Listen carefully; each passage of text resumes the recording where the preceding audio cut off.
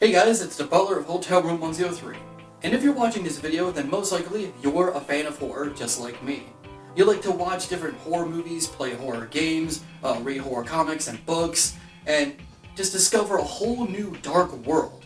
And sometimes you want to see some new things, but for a lot of us, unless you were born with a silver spoon in your mouth, won the lottery, or you're a YouTuber with millions of subscribers, then you probably don't have the money to always go ahead and see the newest horror movie, play the new horror game, and all that kind of stuff.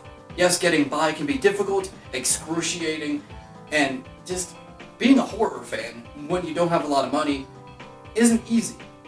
Or so you thought. Sure, you may not be able to see the new horror film that's put into theaters or play the new $60 AAA horror game, but there are other alternatives that you can take. And today on Hotel Room 103, I'm going to be showing you exactly that. Here's how to be a horror fan with a budget.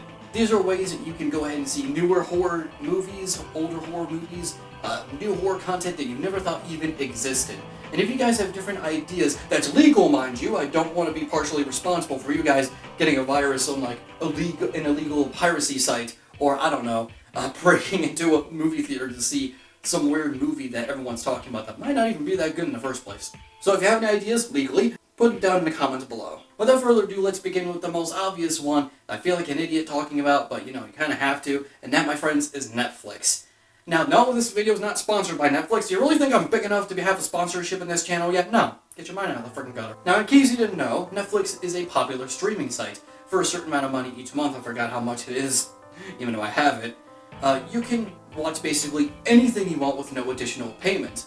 Not that I know of. And there are loads of horror movies there. Yeah, maybe not the big slashers, but you mainly have newer horror movies of this generation that were released on DVD, that just got out of theaters, and all that kind of stuff. Now let's move on to more practical things. Now you're watching this video on the internet, right?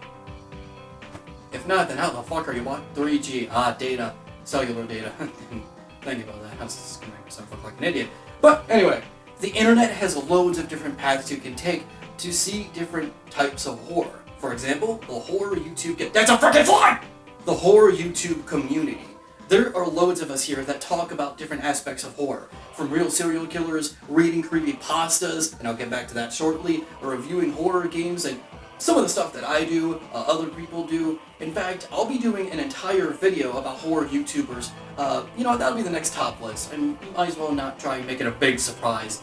But there are loads of us here that can help you get horror whenever you want to see it. The horror community, in my opinion, on YouTube is very, very welcoming.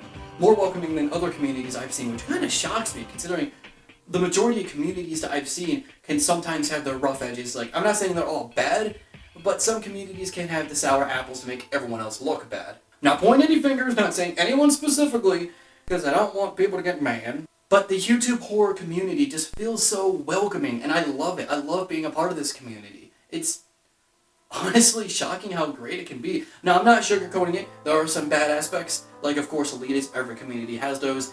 But at the same time, I can't really find many negative aspects of the YouTube horror community. But there's more than just YouTube. There's also creepypasta. Now, I know creepypasta gets a bad rap because of some bad creepypastas, mainly the video game and Lost episode-based ones, and the whole Slender Man girl stabbing thing that happened a while back. Yeah, I had to bring that up again, didn't I? But I feel like we mainly saw those things when creepypasta was a trend. Back in 2012 and 2014, when creepypasta exploded because of Slender Man, and in 2014 because of Five Nights at Freddy's. But because it's no longer a trend, it means we don't really see as many Lost episode or video game-based creepypastas, not as much as we used to. It leaves more room for original stories, and honestly, a lot of it's great. If you want to see some good examples, go to like the big creepypasta YouTube accounts, like Mr. Creepypasta, Creepypasta, Creepypasta Jr., of course, the big guys.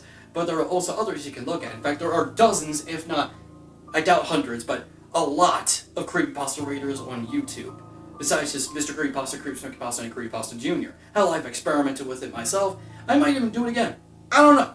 Maybe. But what if you want to play a horror game? Well, AAA horror games are so expensive, but if you have a powerful enough computer and Steam, horror games can come a little cheaper, especially the indie type. Now, yes, Steam Greenlight can sometimes be abused and have like the smallest games with the biggest price and games that you have no idea how they even got on Steam in the first place. But there's still a lot of great stuff on there. As much as people bash Five Nights at Freddy's, it's still like a fun 1 hour long horror game, and it's not that much. It's like $5 from what I remember, unless they changed the price. There's also other things like Tattletale, Bendy and the Ink Machine, Distraint. I want to talk about some of these other indie horror games I discovered on Steam.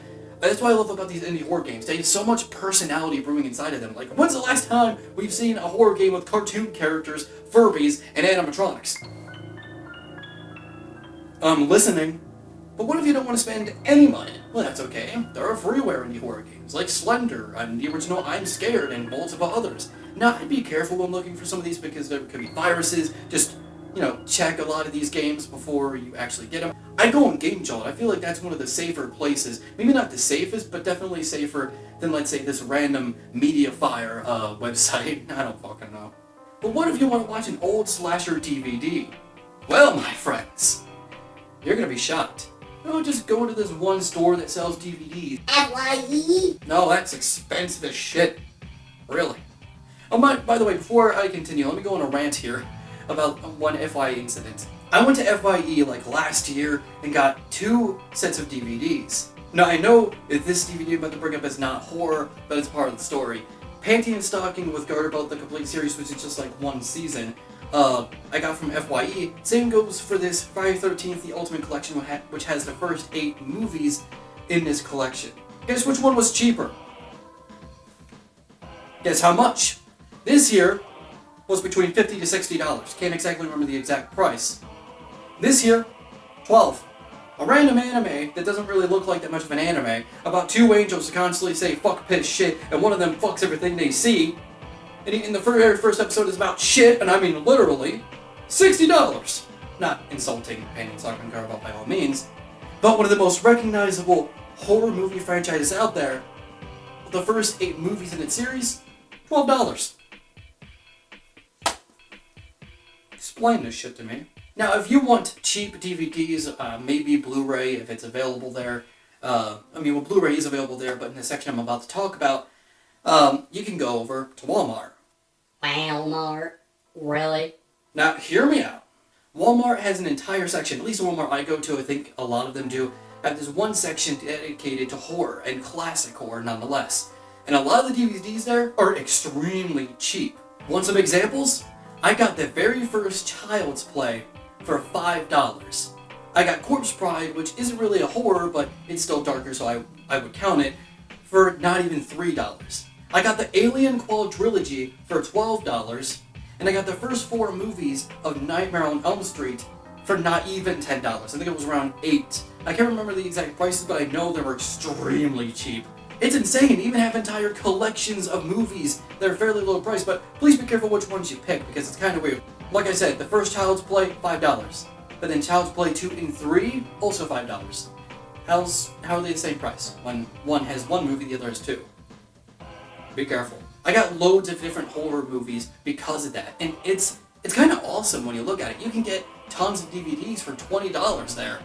Just gotta know where you look. I know Walmart gets a lot of shit for being cheap, and trust me, it is cheap in a good way and the bad way, but there's still a lot of great DVDs, and I'm glad DVDs aren't dead yet, or physical media in general, because I would hate that. Now lastly, this would kind of also go with Walmart too, but you can also find these at other places, thrift stores maybe, flea markets. But lastly, I want to go over horror film collections. Now I already mentioned Nightmare on Elm Street, the first 4 movies, Friday 13th, the Ultimate Collection, and loads of other different collections. I'm not talking about those 2. I'm talking about these. These things like the 15-film horror pack. These are filled with student films, festival films, and basically it's a compilation of small indie films in 1 DVD set. And these are fairly cheap too. In fact, from what I remember, this wasn't even $10. Not even $10, and I get 15 movies and over 21 hours worth of content. Sure, they may not all be that great. In fact, I've seen some of these, a lot of these can be kind of bad. But hey, it doesn't really feel like I wasted my money because I got 15 movies. Sure, they may not be great, but 15 movies are like $10. How can you fucking complain?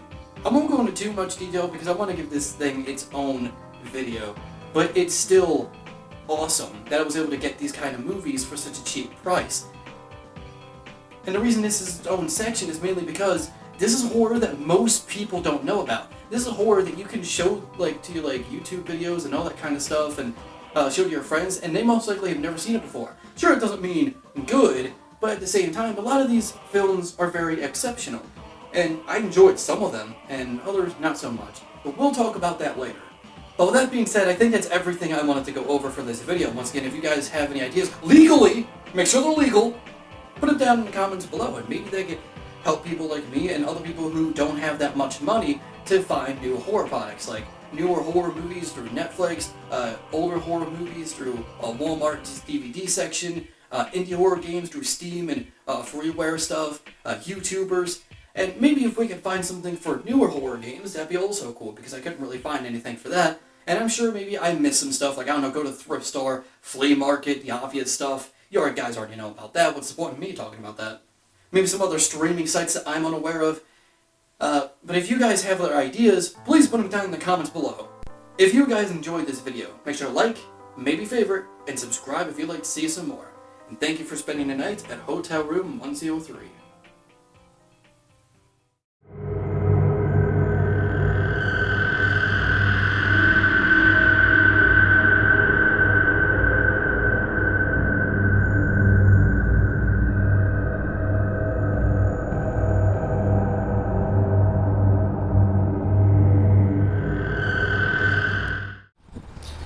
God, remember when Walmart was blue and they had that really bold logo? It was like, come on in, it's Walmart. Now I got that weak ass logo. It's just like, come in if you want.